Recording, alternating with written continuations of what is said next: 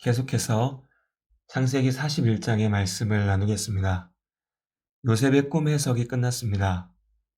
그는 앞으로 일어날 일들에 대해 설명하는 것에 그치지 않고 다가올 재난에 대비할 수 있는 구체적인 정책까지 제시했습니다. 요셉의 말을 들은 파라오와 모든 신하들이 감탄했지요. 파라오는 요셉이 제안했던 애굽 땅을 다스릴 명철하고 지혜 있는 사람을 어렵지 않게 찾을 수 있었습니다. 아마도 요셉의 제안을 듣자마자 적임자를 떠올렸던 것 같습니다. 바로 요셉이었습니다. 단지 그가 신비한 꿈을 해석했기 때문만은 아니었습니다. 요셉이야말로 앞으로 닥쳐올 문제의 본질을 정확히 이해하고 구체적인 대책을 제시할 수 있는 유일한 사람이었습니다.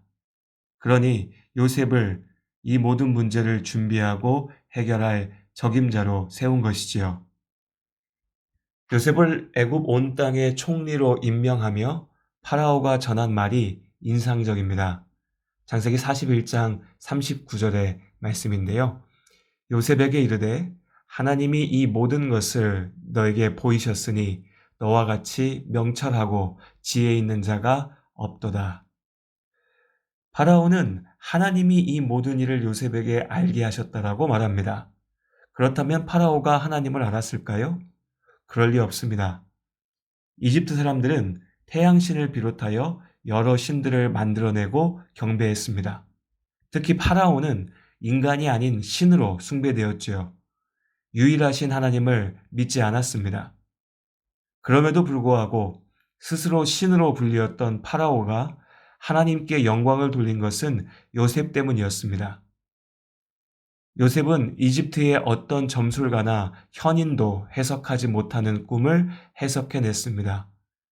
그리고 요셉은 이 모든 일이 하나님께서 정하시고 이루실 일을 알리신 것이라고 말했습니다. 파라오는 요셉의 믿음대로 하나님을 고백하고 영광을 돌린 것입니다. 요셉의 지혜가 하나님의 영광이 되었습니다. 이후에 다니엘의 삶에서도 비슷한 사건을 볼 수 있습니다. 다니엘이 느부갓네살 왕의 꿈을 해석하였고 그 말대로 이루어졌습니다.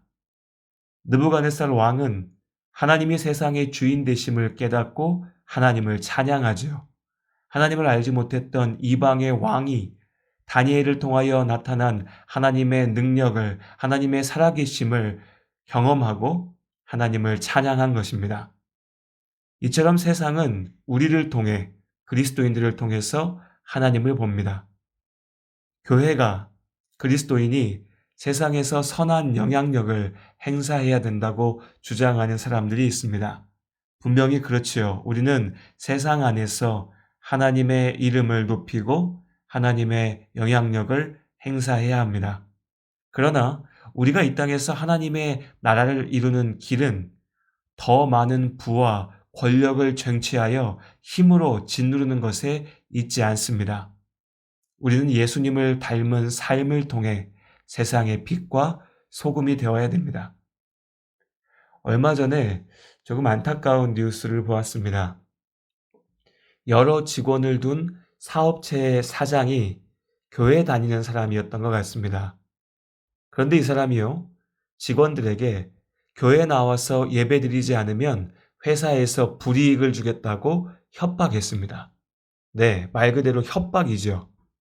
아마도 그 사람은 자신이 전도하고 있다라고 생각했을지 모릅니다. 나는 하나님의 일을 한다라고 생각했던 것 같습니다. 하지만 그것은 하나님의 일이 아닙니다. 그것은 협박이죠. 그는 예수의 복음을 전한 것이 아니라 자신의 위세를 드러냈을 뿐입니다. 자신의 직원들을 하나님 앞에 인도한 것이 아니라 그들이 하나님 앞에 나아올 길을 막아버린 것이지요. 오늘도 우리는 세상 안에서 살아갑니다. 나의 힘과 능력을 내세울 때 세상은 죄악된 나의 얼굴만 봅니다. 우리가 죄를 피하고 하나님의 말씀대로 선을 행하여 예수님의 길을 쫓아갈 때 비로소 세상의 많은 사람들은 우리에게서 예수님의 얼굴을 봅니다. 하나님께서 오늘도 우리에게 새로운 하루를 주셨습니다. 이 새로운 시간들이 하나님께 영광 돌리는 시간이 될 수 있기를, 우리가 그렇게 오늘 하루도 살아낼 수 있기를 소원합니다. 오늘도 하나님께서 나를 세우신 소명의 자리를 잘 감당해낼 수 있도록 용기와 능력 주시기를 기도합니다.